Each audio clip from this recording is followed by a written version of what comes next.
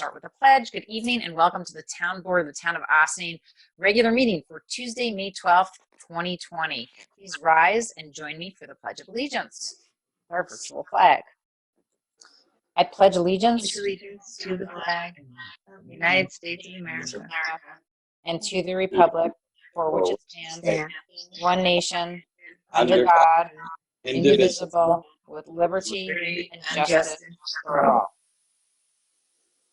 We see that the flag remains at half-mast outside of our village and town buildings and wherever we have our flags hung, because we want to remember all of those who we've lost to this terrible virus.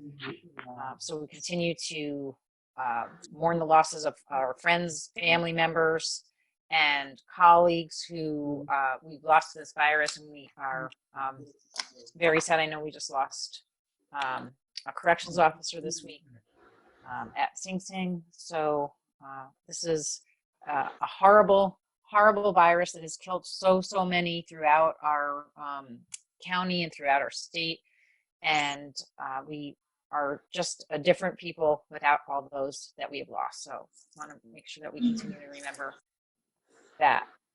And we also know what a difficult time it is to lose loved ones, because we can't be with the rest of our loved ones and friends and family to support us at this time.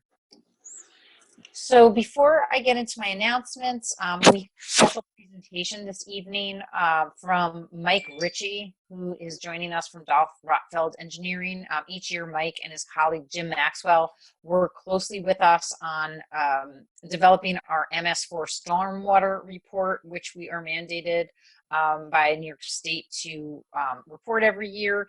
The draft report for 2019-2020 has been distributed to the town board and is currently available for public review on our website at townofaustining.com/CMS/stormwater-management. So without further ado, I am going to hand over the mic to Mike Ritchie, who will be taking us through a little bit about the stormwater report. I'm not sure if you're going to be sharing your screen or just talking us through it, but however you plan, you got the mic. Good evening to everybody, and glad to be with you virtually. I prefer to be there and see everybody and interact with you as I've enjoyed the opportunity to do in the past, but we will manage this as best we can. And what I'll do is give you a brief overview of what the background is, a little bit of the history and where we are presently. As you probably know from previous years, this report is prepared by us with input from what you and your staff have provided in terms of relevant information about your stormwater management plan and your stormwater reporting requirement. So I'll also preface my remarks by just hoping everyone is well and staying safe.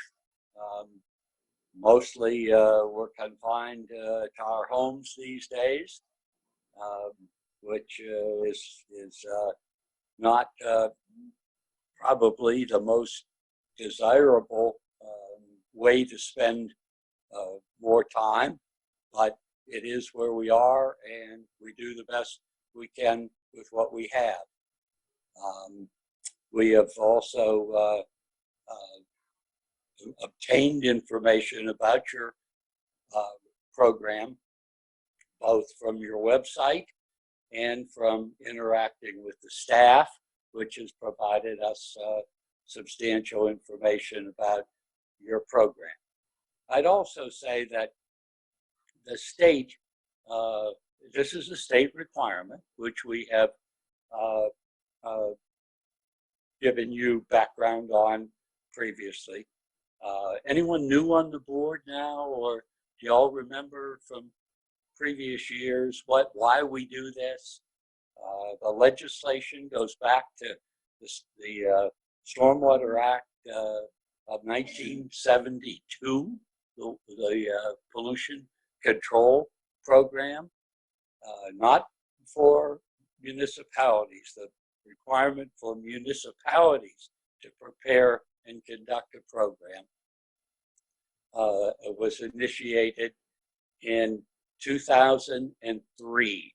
So we're coming up on 16, 17 years of having worked on, worked with municipalities to develop programs and have implemented in educational forums and in working with municipal staff and employees and elected officials, both to get awareness, general awareness. You're a river community, and your contact with water resources are very valuable to you, both as a community and individually. And your program through the years has been well prepared. There may be enhancements from time to time in different elements, minimum measures, number 1 and 2, education and participation. Education, for the most part, has been taken over by the website. Anything you can put up on your website, materials, information, general, specific about water quality, stormwater management is very useful. People have become, over the time that we've done this with you, people have become very familiar with operating with information available on the website. Printed material, any brochures that have been available, we've tried to make sure you had an opportunity to obtain. That all happened with a lot of coordination in the early years with the county. The county did a lot of information, made a lot of materials available. Now it definitely has migrated to the computer and to a website. So you now have Victoria as a new employee.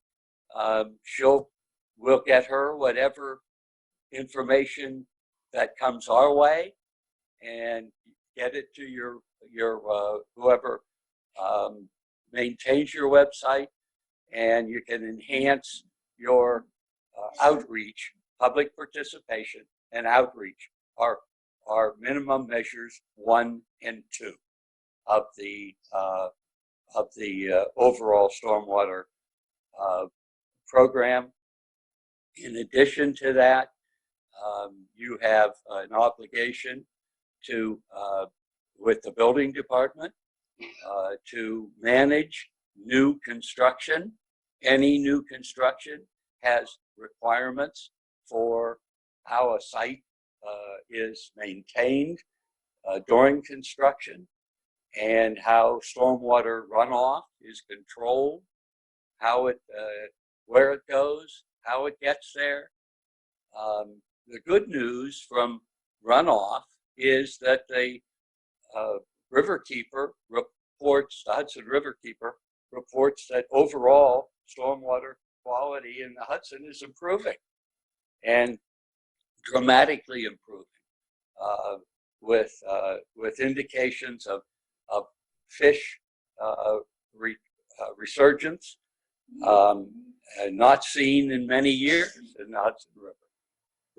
In addition to the municipal requirement for controlling stormwater runoff, and the major way you control the quality of your runoff in your system is keeping your catch basins clean.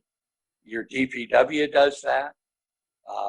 We worked with Michael for a number of years, and also seeing that the community, the education of the community is tied in to what goes into the catch basins, and ultimately is transmitted by your infrastructure system to the Hudson River. That contributes to the quality of the water in the river. Now, the municipality is a portion of that. Other municipalities contribute their stormwater, and hopefully we work with a number of them along the Hudson, and we've seen dramatic improvements in a lot of both awareness of the community, the manner in which the maintenance is done, and ultimately what the quality of the water that's being contributed to waters of the United States, which is the Hudson River, how it ends up.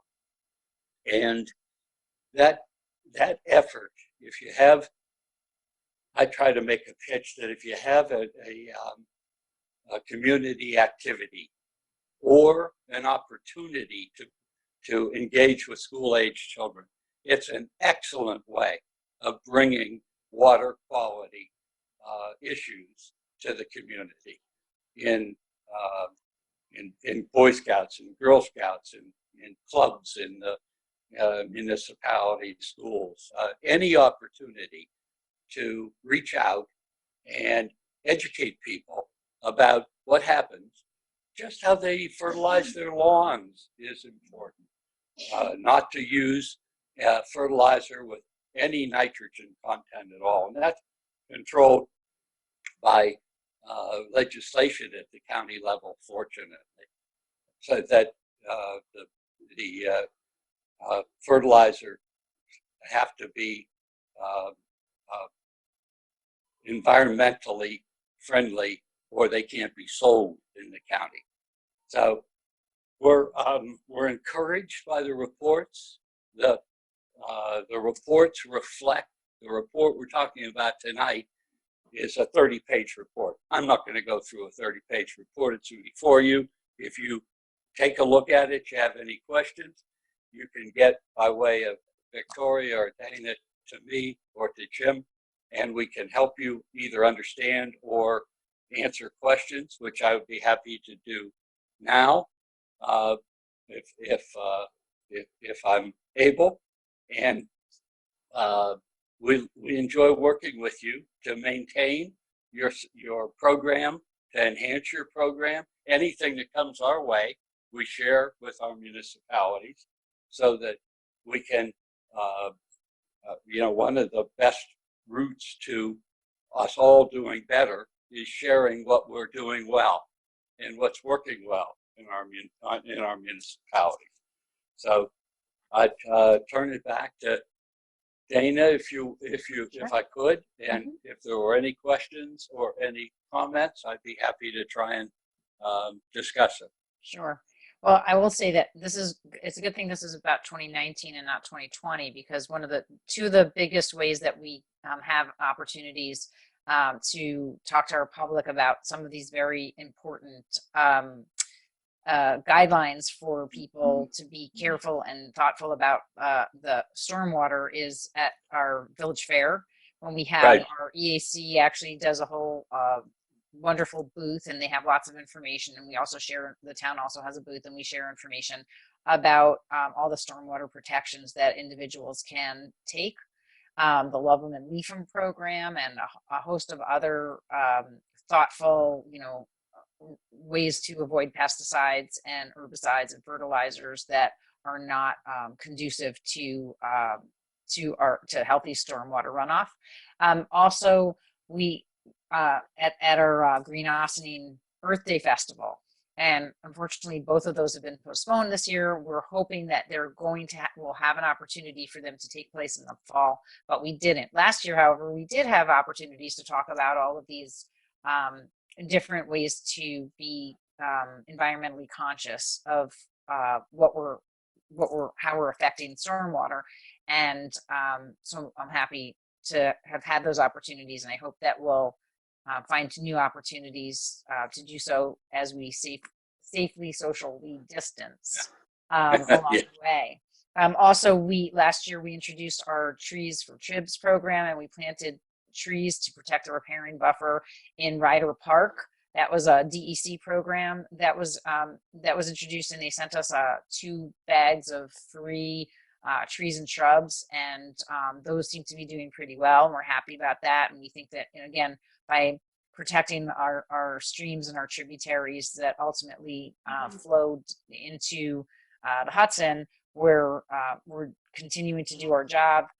We did undertake 2 tree inventories, so we fully inventoried the entire town. And while we don't have the final report yet from the second go round, we're working closely with our EAC to make sure that we have a really wonderful tree inventory so that we continue to protect our environment and maintain our clean water to the best of our ability by protecting our trees. We have just gotten word, and I don't think it's exactly directly tied into stormwater necessarily, but that we have our stewardship program for boats coming back to reduce invasive species transfers from one water body to another. So that's hopefully going to be starting up again, even though I don't exactly know how much boating there's going to be right now. We know that boating is allowed, and we do have our boat ramps, our public boat launch in place. And we anticipate that steward program will get off the ground Memorial Day weekend. So we're going to continue to be as good stewards of our very important water bodies as we possibly can, and continue to educate our public about that to the best of our ability. The other thing also that we did was we introduced for our unincorporated residents an app, the Recollect app, which offers the Recyclopedia and has lots of great information in it for how we can protect our environment and do a better job in every way. And it makes it very easy also for people to know when they can put out which of their trash and recyclables and other refuse. We also started a food scrap recycling program in the pieces of the puzzle ultimately are ways to protect our environment and also to protect our precious water resources.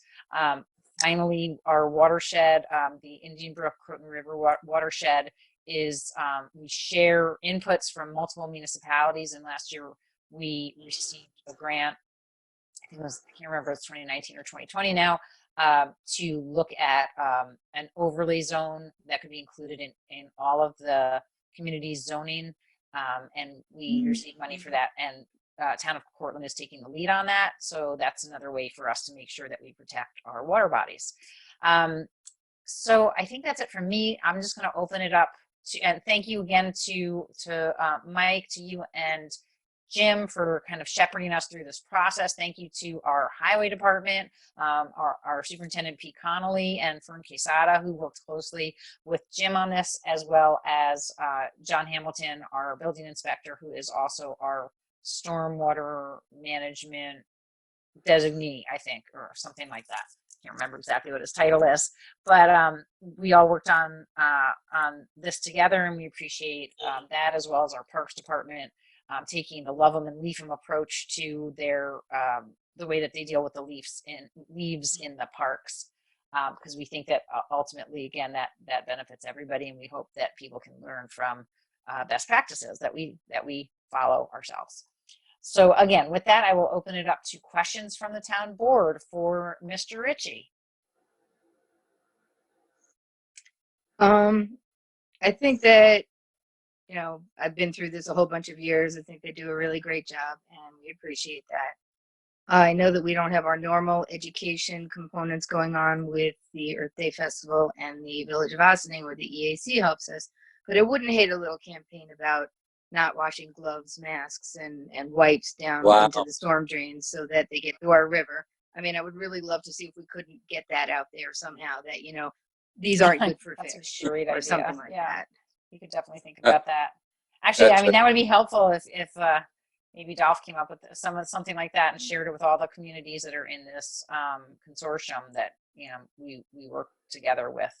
Something we hadn't thought about 2 months ago, that's for sure. That is for sure. But it is something.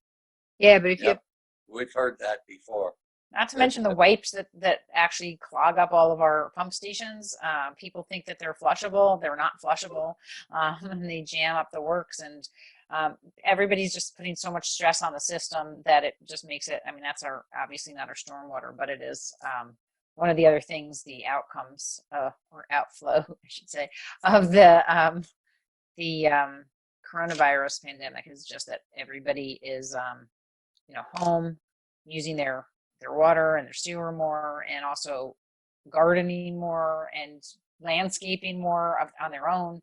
And again, not always necessarily knowing or following best practices. So it's good thinking that we should come up with some ways as the weather gets nicer, the grass gets longer, and we have other more thoughts of how to, practice best practices in our own backyards or little pieces of the earth that we talk about, things like gloves and masks and other things like that do just end up in our storm drains, and that's not a good place for them.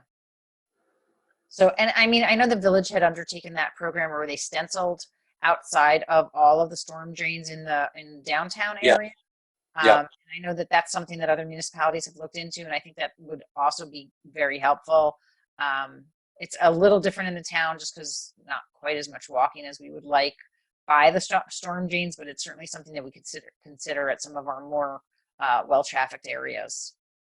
Yeah, two elements of that. One is to stencil the existing, and also when you look at replacement, they now build the storm drain, the grates, with the message right in the new from the foundry.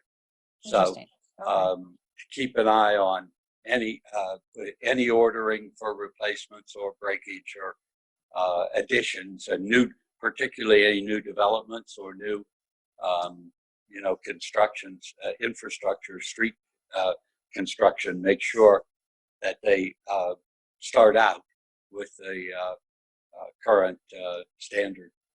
Excellent. You can put that standard right in your or town code. Yeah, in your subdivision plans. You can put it right in the requirements for any new street construction, that they meet the current stormwater messaging with the storm drain. Excellent. Okay, good to know. Anybody else have any questions, comments, thoughts, ideas? Anything that you want to see in this final report? Okay. Any final words, Mike, that you'd like to share? Otherwise, thank you very much. We love working with you, and because you take it as not as a just another requirement to meet, but it is something that is valuable to you as a community, and you embrace it, and it's reflected in your program, the right attitude, the community attitude, and any help we can be, we're always available. And maybe a roundtable at some point when we get back out of this quarantining, which is not conducive necessarily to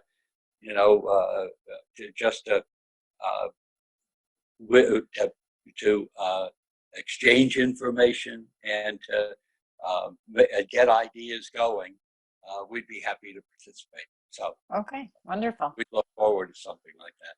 Great. And so what our next steps are, we are now going to open this actually up to the public for public comment before we let you go, to see if there are any members of the public who are on tonight to specifically comment on the 2019-2020 draft stormwater report.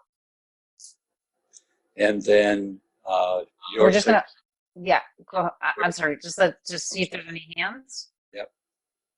I don't raise hands. As a reminder, it's raising your hand via Zoom, not just raising your hand. There's a function at the bottom. Should be at the bottom of your screen or at the top right-hand corner on a cell phone or iPad. Right. If you click on participants, if you don't have the sidebar open, and then at the bottom of the participants panel, it says raise hand.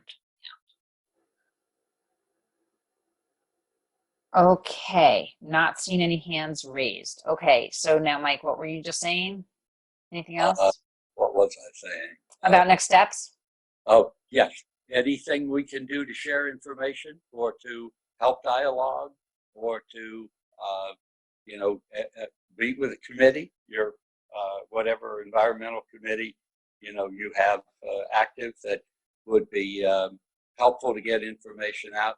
And I will say, you are a river community. Sure. And there is still strong regulatory interest in what the river communities are doing. So you can probably anticipate more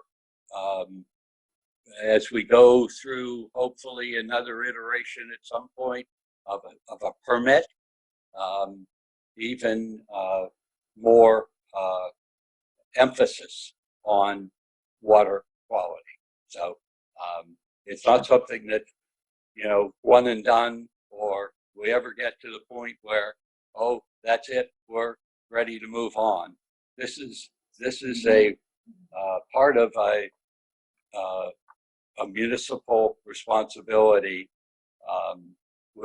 in partnering with the state and the feds for a long time to come. And we got your maps, right? You got your stormwater maps delivered with the grant. I don't know if we got maps. I don't Yes, think I've seen physical maps delivered, but it's possible that they went to John Hamilton or that they went right. to. I Okay. think we have an electronic copy, but I can verify with Sandy. That Okay. does ring a bell. Great. We were very pleased to be able to work with the municipalities. We did that with almost 17 or 18 municipalities, and they now cover your entire system, including catch basins, pipes, direction of flow, outfalls, contours, land contours, where the water, if you had any difficulty with any location with an illicit discharge, you could find, and they're both paper maps and electronic maps.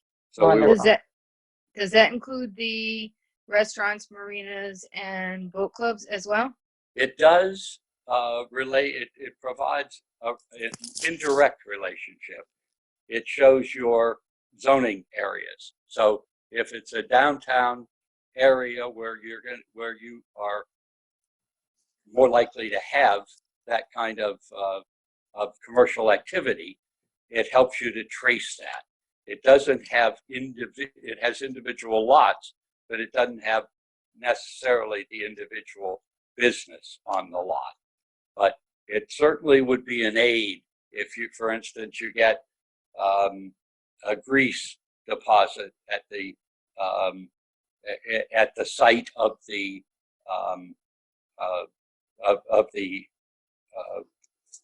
spill, or a material that's associated with, say, a dry cleaning shop. Well, you can look on the maps and find the closest area where it's likely to have entered the system. And that's the idea, to help in a track down of a problem which you would be obligated to do. So hopefully it'll be useful. It's on, and it's both in a computer format that can go on a telephone, and it's on paper maps. So. All right. Wonderful. Thank you. Thank We you enjoy so much. working with you. All right. Thank you And much for the same. opportunity. Very much. Okay. Thank you so much for all your help, and we will be in touch soon. Okay. All right. I'll Have a say great night. bye. Okay. Thanks. Bye-bye. All right. So just gonna launch into my announcements. This week, we have been closely monitoring news out of our state government regarding the New York Forward Plan, the governor's regional plan for reopening and restarting business in New York State. State has been divided into 10 regions for this plan, aligned with the Regional Economic Development Council's jurisdictions, which look pretty familiar to many of us. I did mention this last week. I believe Westchester is part of the Mid-Hudson region, along with Putnam, Rockland, Dutchess, Ulster, Sullivan, and Orange counties. Each region will be monitored by control rooms comprised of primarily county executives and other key stakeholders across the state to closely monitor key data points during the reopening process. The state has identified 7 metrics that each region must meet, and this is all available online. I'm sure many of you have already heard this from the governor, or you've read it in the Village e-blast from Village Boston, but just so everybody has an opportunity to hear it. The metrics for reopening include a decline in total hospitalizations or a sustained decline in the 3-day rolling average of the total number of people in the hospital each day over the course of a 14-day period. Number 2 is decline in deaths or a sustained decline in the 3-day rolling average of daily hospital deaths over the course of a 14-day period. New hospitalizations must be fewer than 2 new hospitalizations per 100,000 residents, measured on a 3-day rolling average. Hospital bed capacity must be at least 30%. ICU bed capacity must also be at least 30%. Average daily diagnostic testing capacity over the past 7 days must be sufficient to conduct 30 tests per 1,000 residents per month, and contact tracing capacity must meet thresholds set by the Department of Health in collaboration with Johns Hopkins University School of Public Health and Vital Strategies. So we know that we're getting very close to hitting those benchmarks in Westchester, but we're also relying on the rest of the region to hit their benchmarks. You can follow the progress of each region at forward.ny.gov/regional monitoring dashboard. If you visit that site, you will see that the Mid-Hudson region does not meet all of these criteria. So residents in our region are going to see little to no difference in restrictions when New York pause expires on May 15th, this Friday. Most businesses that are currently closed will remain closed.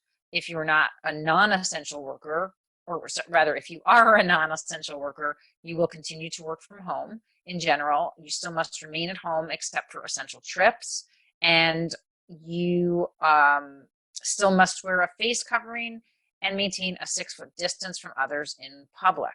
The only change on May 15th statewide will be the reopening of certain low-risk businesses, which include landscaping and gardening, outdoor low-risk recreational activities like tennis. That does not necessarily mean our tennis courts are ready to be open, and drive-in movie theaters. I heard from our recreation department superintendent that he does not believe that the Ryder Park courts are ready for opening right now. So we need to do a little bit more work on those.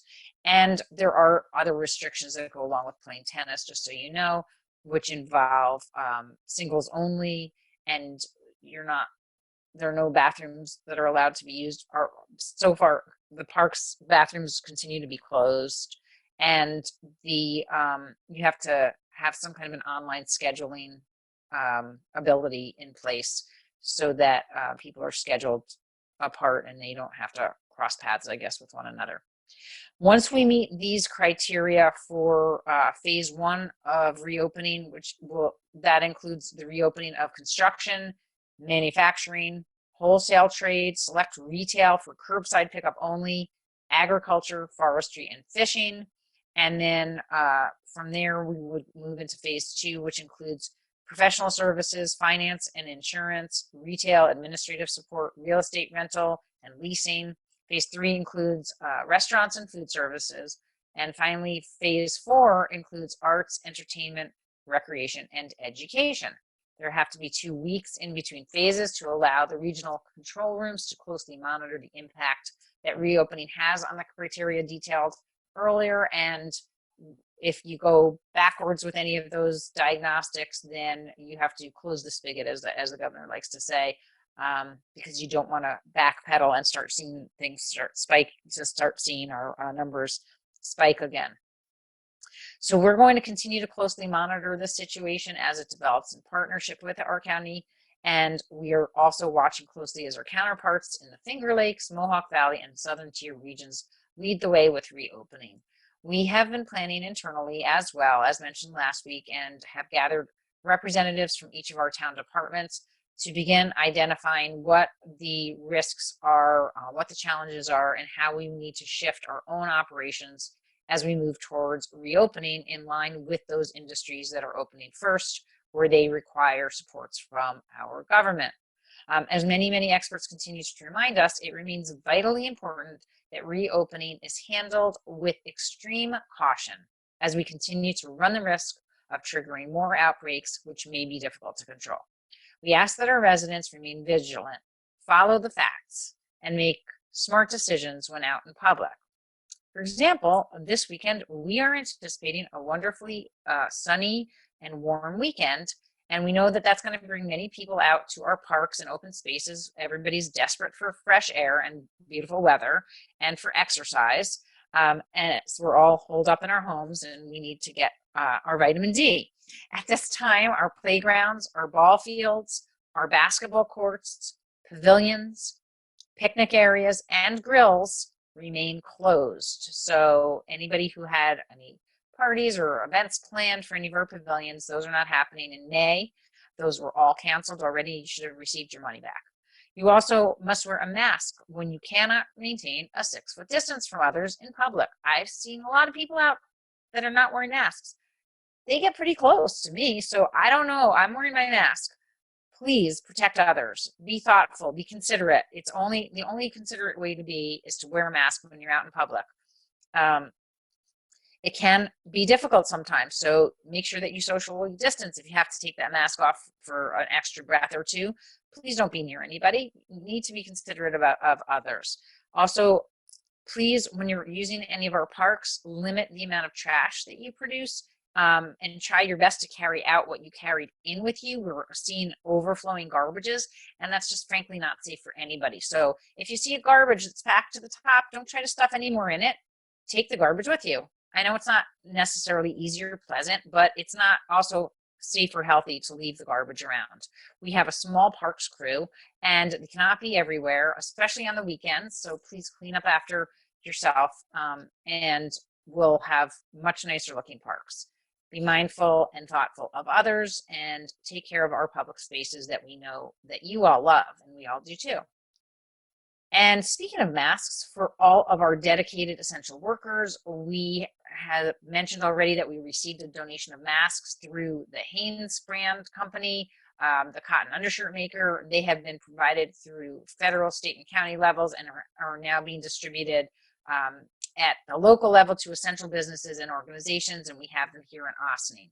You can request masks for your business if you have a business where you interact with the public through our easy access Google form available on the Town of Ossining website, townofossining.com, or you can reach out to Karina Scorsia at 914-762-6002 or C Scorsia, SCORCIA at townofossining.com. The masks are being safely distributed by appointment only, so contact her now to get your organization on the schedule. At this time, we cannot distribute these masks to the general public. However, because we were given specific guidance who they are to go to.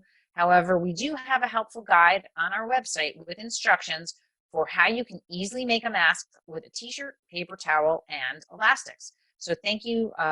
Big shout out to Nancy Edelman. I think we also have gotten that translated. I don't know if Martha was involved. If so, thank you, Martha, for helping to translate the mask making description. And we know that my friend Nancy did it with a 6-year-old, so it is not that difficult to do. And we can all make our own masks if you don't have one. Tomorrow at noon is the deadline if you have not yet received your economic impact payment from the federal government from the first round to get them your direct deposit information. If you go online to the IRS website at irs.gov and click on Get My Payment, you can make sure they have your bank information and any other special information they might need to release the money to your bank. Make sure you take advantage of this money that has been designated to help all of us at this difficult time. Many of our neighbors are facing increased food insecurity as the coronavirus continues. The Town of Ossining is sharing food distribution information on our website and our Facebook page. Meals are available at many different times and in many locations during the week to help reach as many neighborhoods as possible. If you can help support these distribution efforts, we ask that you please do. Restaurants interested in supplying meals can reach out to galatahouse.org with 2 L's and 2 T's. Otherwise, you get to a different one. Donations to the Ossining Food Pantry are also greatly appreciated, and the Food Pantry has been partnering with Feeding Westchester and also with many local venues to provide gift cards to our residents who are having trouble at this time. And you can also go to the Food Pantry's website for more information about how to sign up for their program. I'd also like to remind our residents and business owners that all town offices remain closed to the public. We have contact information for our departments easily available on our website, as well as the many functions that you can complete online. If you have any issues contacting a town department, you can always call the supervisor's office directly at 914-762-6001 or 6002, and we will be happy to help. Also, as a reminder, we are going to see a primary on June 23rd, and you should be receiving this week an absentee ballot application in the mail. You check the box that I believe says that you have a temporary illness. COVID is considered temporary illness for all of us that we're all experiencing. That's the way that the state got around the Constitution to allow everybody to receive an absentee ballot. It's our understanding that there also will be some polling places will be open, but right now they don't know if they're going to be able to reduce those or not, but they know that they're having problems securing polling places as well as securing poll workers. So look for more information about that as we get closer to the primary date, and think very seriously about signing up to get your absentee ballot. You should also get a return envelope that will go directly to the Board of Elections with a stamp so that you can apply for your absentee ballot. You're not getting the actual absentee ballot in the mail, you're getting the application, and then you would mail that in back to the Board of Elections. Later in our meeting, we will be addressing some changes to our assessment calendar, which we hope will help property owners better respond to changes in their assessed values. However, we still encourage you to schedule an informal review with Tyler Technologies at www.tylertech.com/schedule or by calling 800-829-4235 if you feel your preliminary assessment does not accurately reflect the value of your property as of July 1st, 2019, or last July. These informal reviews will help us ensure the accuracy of the town roll, and they're a vital part of the reappraisal process. That's right, your meeting with Tyler is part of the process.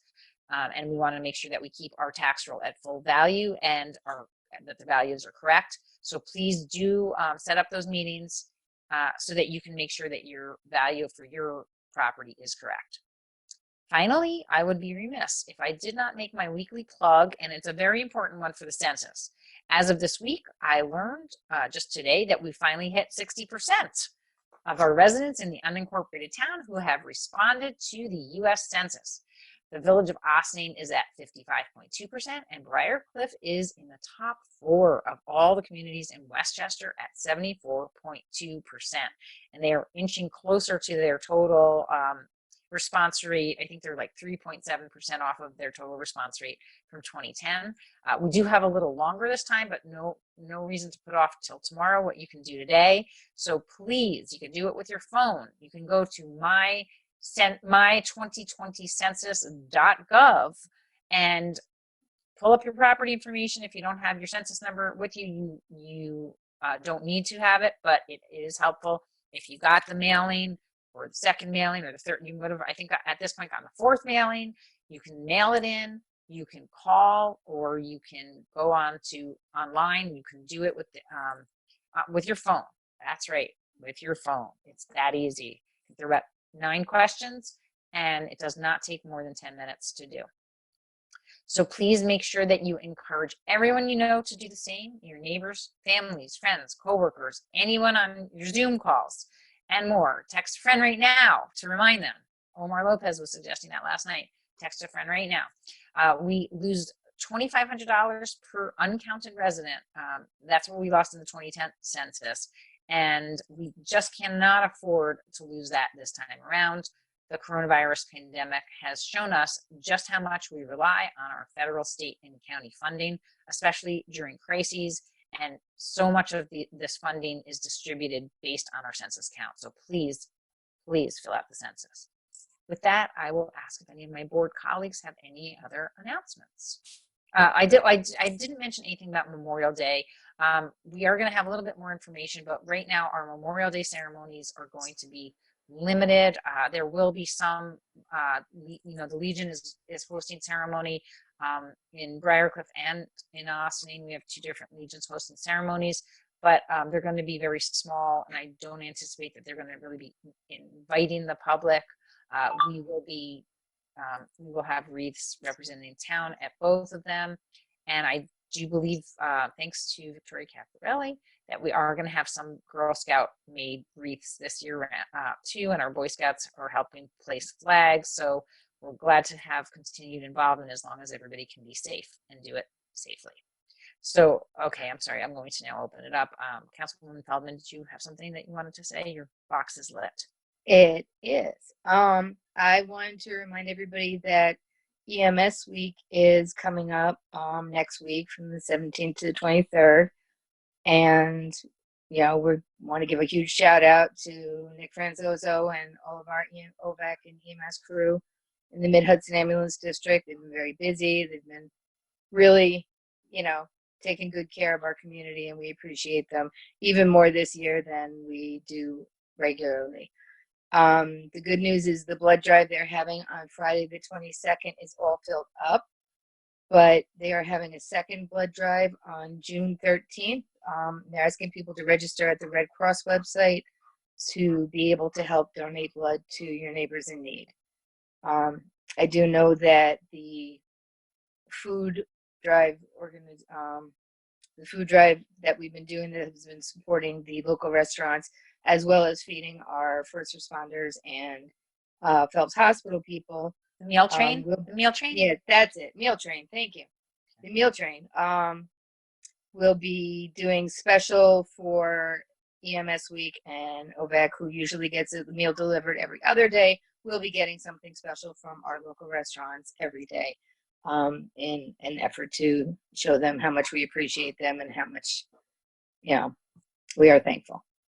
I think there's a funding site on Facebook, a meal train funding through GoFundMe campaign if you want to help out with that and help to make sure that we take care of our first responders. I know that it had also been helping feed Phelps workers as well, and I think that I think they just ran out of.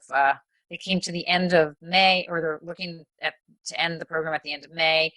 But for EMS week, they're going to do something special for OVAC, so we're all with that. And I know that I just signed on for an extra donation today so that we can make sure that we can take care of them next week. Good. And it's really been very helpful to our restaurants. We've been very careful to try to hit every restaurant that's currently open and try to keep them working and keep them, try to support our local restaurants as well and foodieries. So it's been working out really well for everybody. Great. Any other announcements? All right, hearing none, we're going to go on to liaison reports. Do we have any?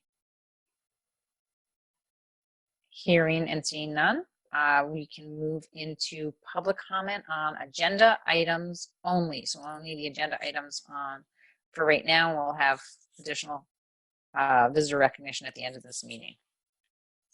Anything on the agenda items on any of the resolutions? If you do have something to say, just again raise your electronic hand, please. Okay, hearing none, we'll go into our resolutions. And our deputy clerk, Martha, you want to take us through?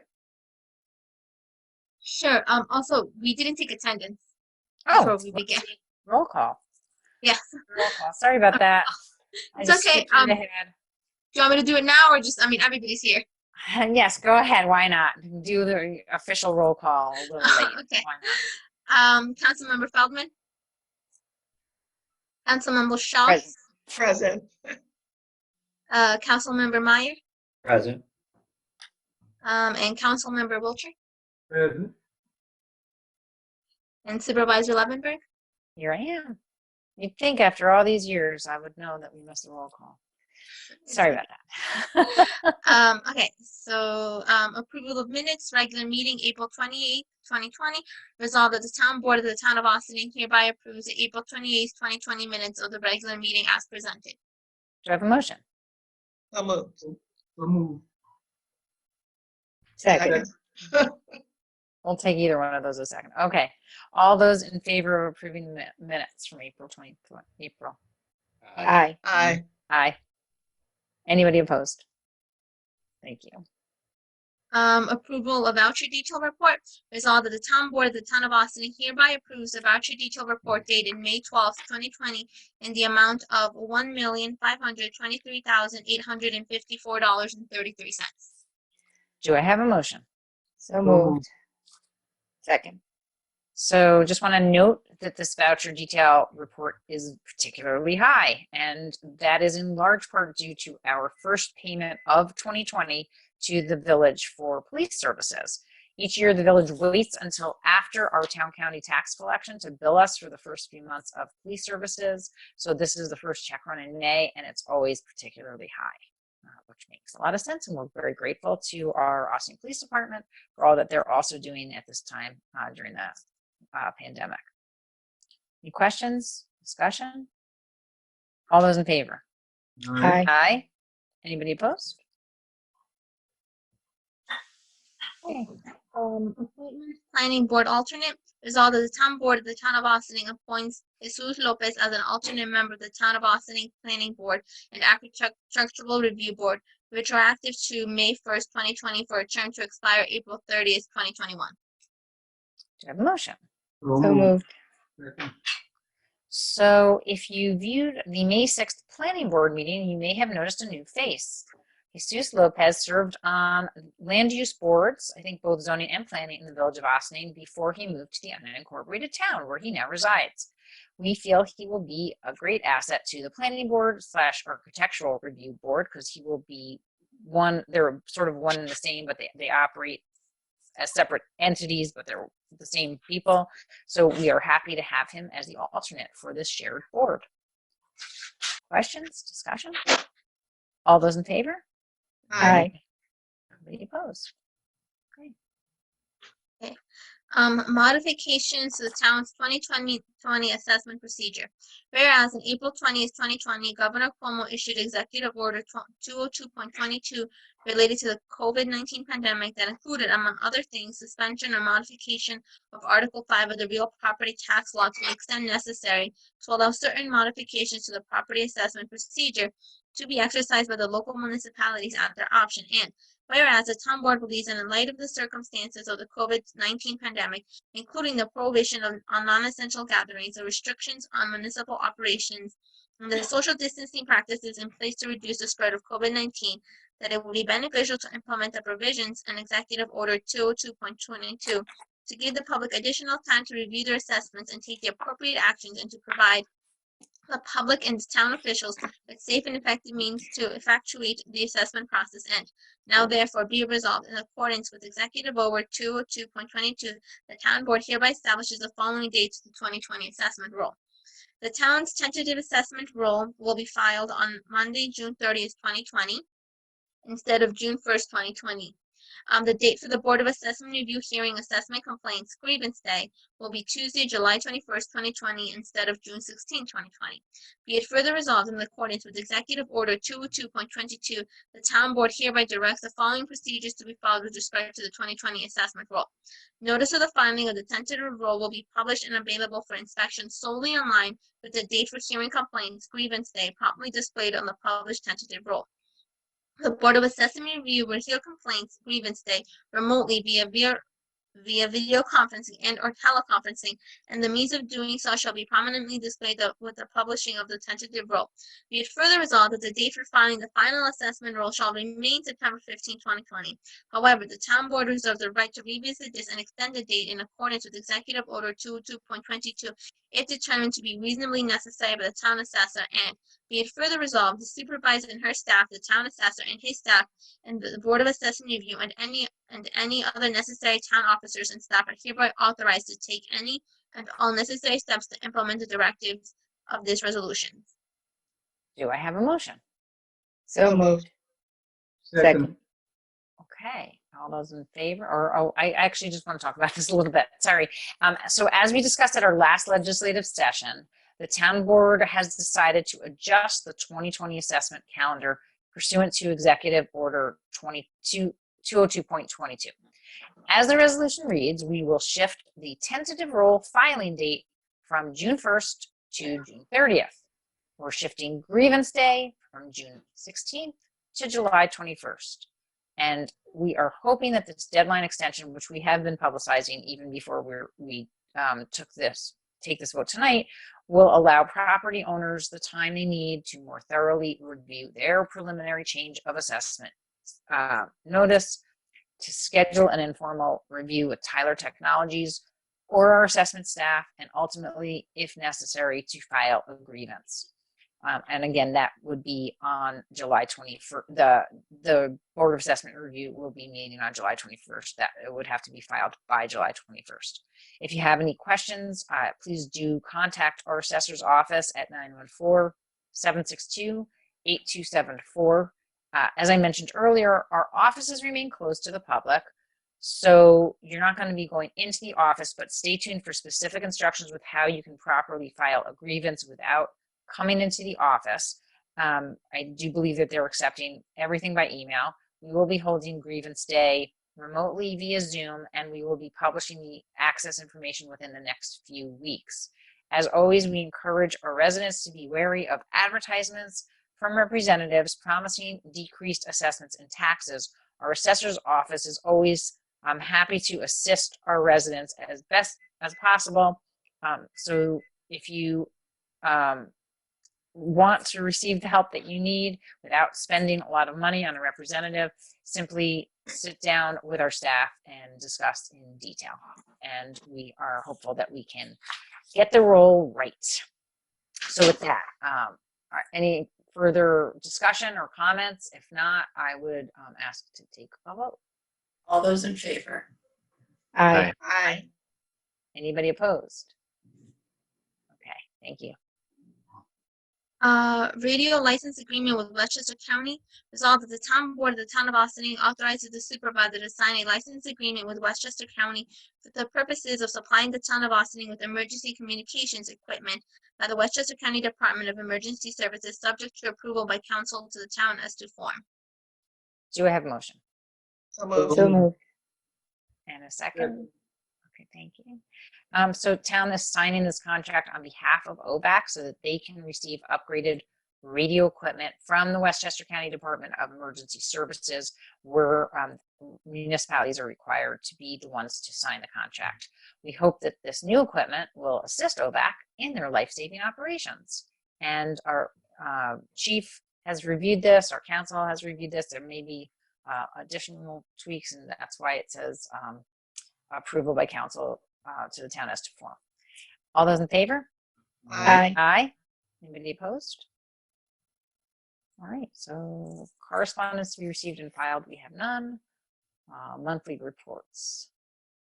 Resolved that the town board of the town of Austin hereby accepts the following monthly report for the month of March 2020, town clerk's office and tax receiver's office. Do you have a motion? So moved. Second. I just want to note that I think April, that might have been an error. I Oh, get My monthly- apologies, April. Yeah, so. Okay, sorry, as amended? As amended. As amended. Okay. So The months are just blurring. they certainly are. They are certainly are so. Okay, all those in favor?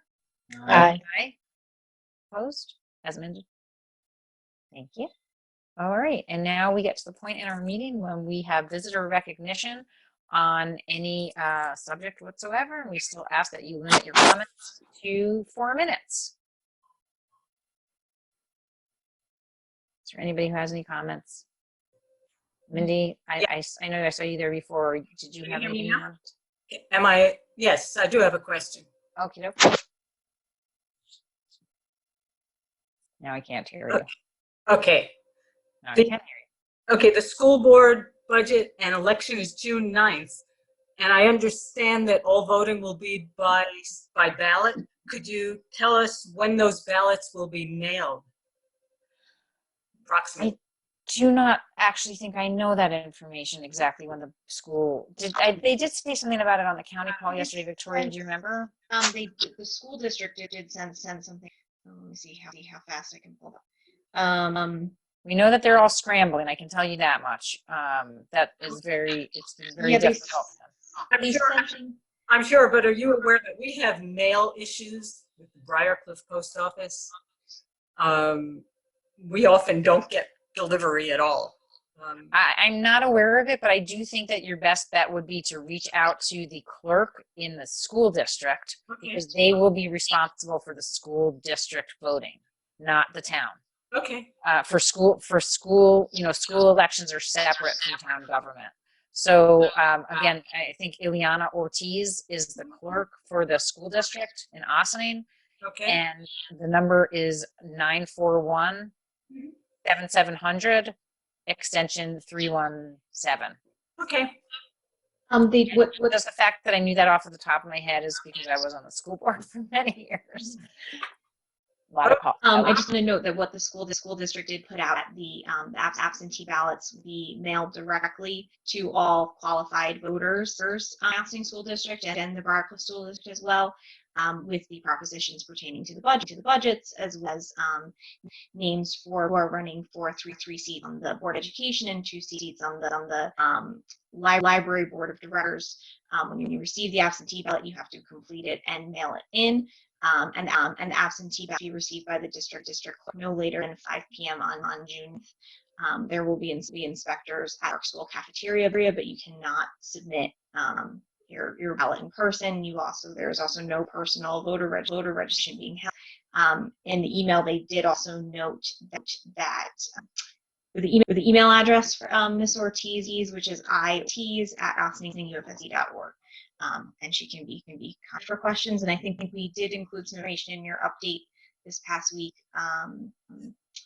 And the contact information for the clerk for the Briarcliff schools is also in there. I don't remember it off the top of my head. But, Victoria, we're hearing you in double. Oh, I don't know why that is. Sorry to say. But So it's iortiz, IORTIZ at, what is it? Ossining UFS.org. UFSD.org. Oh no, you're just coming in blurry. Yeah, I don't know. Double. Yeah, I could deal with that. But Okay. Thank you. Okay. Is that it? All right. Fantastic. So with that, I would ask for a motion to adjourn to executive session for advice of counsel and personnel. So moved. Second. All those in favor? Aye.